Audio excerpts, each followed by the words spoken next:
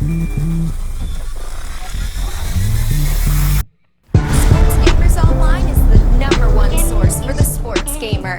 back, sports gamers. It's the Natural. Want to speak with you guys today about the growing toxicity and racism in not just online communities but gaming sports communities, specifically MLB The Show.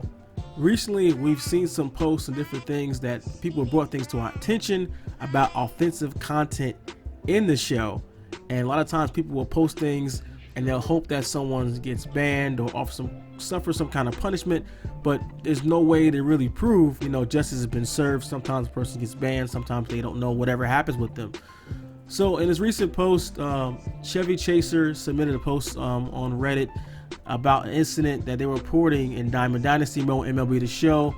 He described how he encountered a created player and team called the Master of Monkeys was the team name, and had a created player, Jamal Kuhn, and the uniforms were all white, presumably a nod to the KKK. In the same post, Chevy comments how he hopes everyone is reporting a similar incident. However, shockingly, not everyone agreed. Some users played devil advocate, saying you're actually helping create more of this by posting it. This isn't actually racism, it's a kid trying to be funny by pushing buttons. Others broke the conversation to tangents, bringing Chaser's own character into question, which is pretty shocking to see this. It's not shocking to see offensive things online. We've all seen those. It's not shocking to see it in the video games, but the community's response is more shocking than anything, that everyone's like, haha, just racism. And a lot of times people coming from a position of privilege don't realize the impact that things like this have on others. So we took it upon ourselves to look at the situation, just see how prevalent things like this were in the game. And we found several cases of not just racially inappropriate content, but religious as well. If we can find them, so can other players. The problems get worse when you understand that you don't have to be an age of average gamer 18 to 35 to play MLB game. The game is ready to eat for everyone. So I know several fairly young people who enjoy baseball and video games, and that's the biggest problem when younger kids are exposed to this kind of thing. Outside of reporting cases, some users have contacted SDS directly in hopes of getting justice. Most responses fall within the appropriate action has been taken, but seem to offer very little else. Furthermore, some users have reported that they were told it was flat out not in their jurisdiction. To be fair, cases like that tend to surround some sort of abuse that took place within the PSN side of things, but came shortly after engaging toxic players in MLB The Show. To be fair to SDS, there are cases of reporting justice being handed out. Some of the employees have even commented, encouraging players to continue to use the reporting system that they have into the game. Other advice have pointed players to proper reporting channels when cases fall out of their control. Unfortunately, there seems to be an issue with the lack of active banning from SDS. Giving players an option to report is great, but they should not be charged with the task of cleaning up their own community.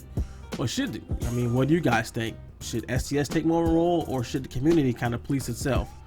Admittedly, I don't know the extent at which San Diego Studio actively combs their online modes for inappropriate content. Offering some sort of transparency to that process may be beneficial and likely encouraging in seeking these solutions.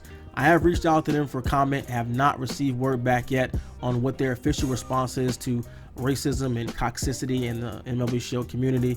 But as soon as there's any type of update, I can definitely provide that with you guys. So, I mean, what are my thoughts on it? Everyone knows the internet can be a very hateful place. I see that every day on YouTube in my own comment section. And it gets much worse when people can hide behind a screen name, or even in the video game, hide behind a character.